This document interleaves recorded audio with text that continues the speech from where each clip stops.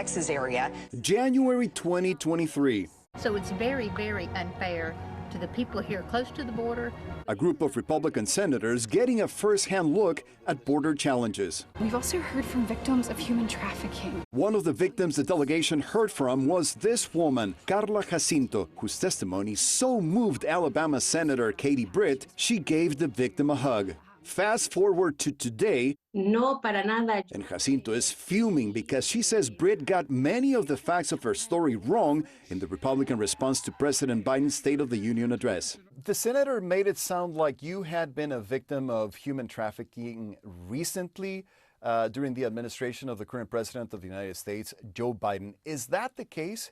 No, para nada. Not at all. I was a victim. It seems to me, starting in 2004, I arrived in Mexico City in 2008 when I was already a survivor. Were you ever trafficked in the United States? No, para nada. Not at all, no. I was a victim here in Mexico. We have known Jacinto for nearly a decade. In 2015, CNN profiled her story as part of CNN's Freedom Project, which seeks to raise awareness about modern-day slavery. Muchísimas gracias por darme la oportunidad. In an interview with CNN from Mexico City, she told us she learned about the speech controversy on social media. At one point when I met you years and years ago, you told me that you felt like at the beginning, Mexican politicians had taken advantage of you by using your story for political purposes. Do you feel like that happened once again here in the United States? Sí, de hecho. Yes, in fact, I hardly ever cooperate with politicians because it seems to me that they only want an image. They only want a photo, and that to me is not fair. Senator Britt spoke again about the story on Sunday in an interview with Fox News. To be clear, the story that you relayed is not something that's happened under the Biden administration, that particular person. Well, I very clearly said I spoke to a woman who told me about when she was trafficked when she was 12.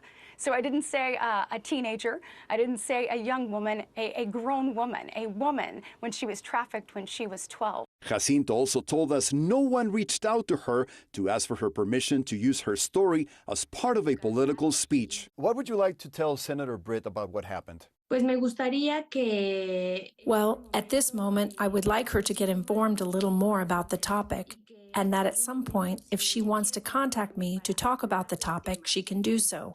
She can also contact people who have really gone through what she says. I would love to have a pleasant chat with her instead of using it in a political way to gain a position.